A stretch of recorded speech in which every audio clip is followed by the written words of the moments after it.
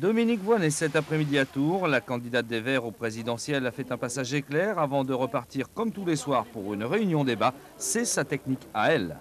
C'est un exercice qui est à la fois épuisant mais aussi très riche et qui me donne donc l'occasion d'une campagne de proximité, ce que ceux qui se déplacent avec les avions du GLAM et des brochettes de ministres et de courtisans autour d'eux ne sont pas du tout en mesure de faire.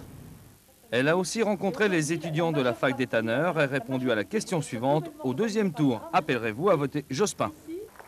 Je constate que le programme de Jospin, c'est pour l'instant gestionnaire, héritier de Mitterrand, petit bras, réaliste au point peut-être d'être impuissant si on se contente de ça.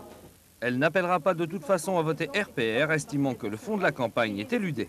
Le sujet important, c'est pas est-ce que vous êtes pour le quinquennat ou pour le septennat, est-ce que vous êtes prêt à publier votre patrimoine ou pas, etc. etc. Les sujets, c'est comment on fait pour rentrer dans le 21e siècle en faisant face à l'exclusion et en garantissant le droit au logement, le droit à la santé, le droit à la formation, le droit à l'éducation.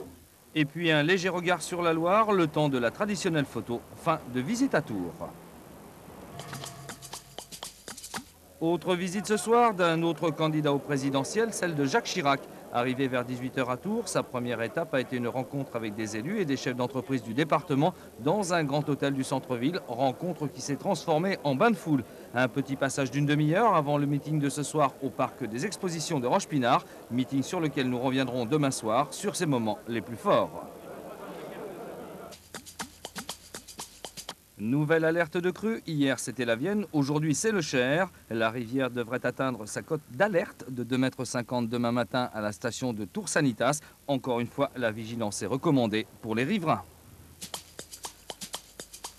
Le gros coup de chance pour un jeune locataire de la rue Édouard Vaillant à Tours, hier soir vers 20 h 30. Une explosion sans doute de son chauffe-eau a totalement dévasté son 2 pièces. Le souffle et les flammes ont tout ravagé. Par chance, le jeune homme n'a absolument pas été touché. C'est très difficile de garder une entreprise qui a un bon bénéfice en stabilisant son personnel, en essayant d'embaucher. La dure réalité de la gestion d'une entreprise, c'est ce que 22 élèves de sciences et techniques du tertiaire vivent depuis plusieurs semaines à Amboise. Ils gèrent de façon fictive des entreprises en utilisant leurs acquis scolaires, mais en écoutant aussi les conseils de leurs parrains, chefs d'entreprise. Je pense qu'ils ont en fait beaucoup de connaissances, mais qu'ils ont du mal à les formuler. Et donc il faut essayer un petit peu de canaliser tout ça pour les faire prendre prendre des décisions. Avant de prendre des décisions, d'analyser un petit peu comment se passe le contexte d'une entreprise. L'opération s'appelle Entreprise Cadette, une première à l'initiative des ministères de l'économie et de l'éducation nationale, un contact avec le réel.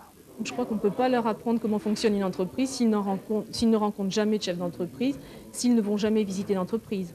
Donc à l'issue de ce concours, je pense qu'il y a des relations qui vont se nouer avec les parrains et donc les élèves iront forcément visiter leur entreprise, iront forcément les rencontrer à nouveau et peut-être faire des stages ou je ne sais quoi. Donc il y aura forcément une poursuite qui peut être très intéressante pour eux. Coup de flash sur une journée chargée au lycée Sainte-Ursule de Tours. Cela a commencé ce matin dès 9 h par la venue de Monseigneur Honoré en cours de français d'une classe de première S. Le but, dialoguer autour d'un roman. Cela s'est poursuivi pour les élèves de terminale par un petit tour dans le quart du centre régional de transfusion sanguine. Enfin, pour les secondes, il y avait le rallye mathématique et Sainte-Ursule a fait très fort en présentant 7 classes sur 58 candidates dans le département. La course contre la montre pour les joueurs du Tours FC. L'équipe de National 2 compte en effet 3 matchs de retard, dont 2 à domicile. Dans ce contexte, Tours accueille demain à 20 h Libourne au stade des Rives du Cher. Un match plutôt difficile. Libourne est 5e et reste sur un 3-1 devant Cognac. Un match qu'il faudra pourtant gagner pour quitter l'avant-dernière place du classement. Et puis le truc du jour, c'est bien sûr l'arrivée officielle du printemps. Dans les jardins, il y a des bourgeons qui bourgeonnent, des pinsons font cuit, les canards font coin et les hommes font gla. C'est pas encore de l'été, Lily, mais je sens que ça vient.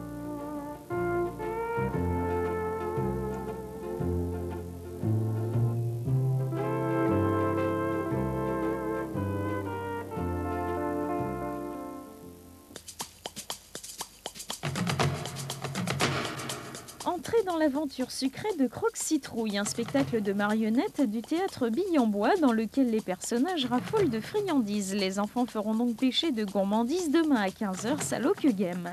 Bruegel des temps modernes, Jean-Pierre Loiseau s'en prend avec férocité à l'actualité mais aussi à la vie quotidienne. Il expose jusqu'au 27 mars Galerie Argument à Montbazon. Mozart au Grand Théâtre cette semaine avec l'opéra Così fan tutte. À noter 3 représentations en version originale. Demain et vendredi à 20h30, puis dimanche à 14h30.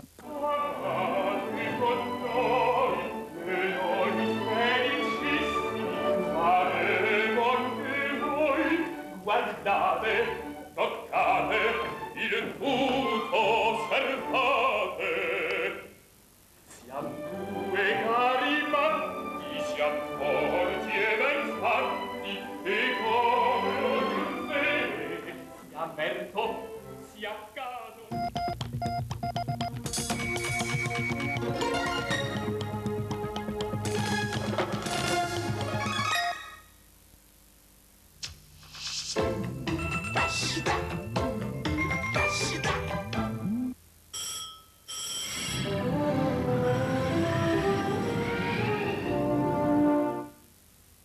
Oubliez la tentation du cours demain, le thermomètre reste frileux. Température de -1 à -3 degrés à l'aube, puis matinée dans l'ensemble fort agréable. L'après-midi, quelques petits nuages paisibles flotteront dans un ciel d'azur, soleil au top, mais pas plus de 13 degrés. Enfin, nous gagnerons 3 minutes de ce beau jour entre 6h52 et 19h04. Bonne fête au Léa. Sur ce, bonsoir, salut, à demain.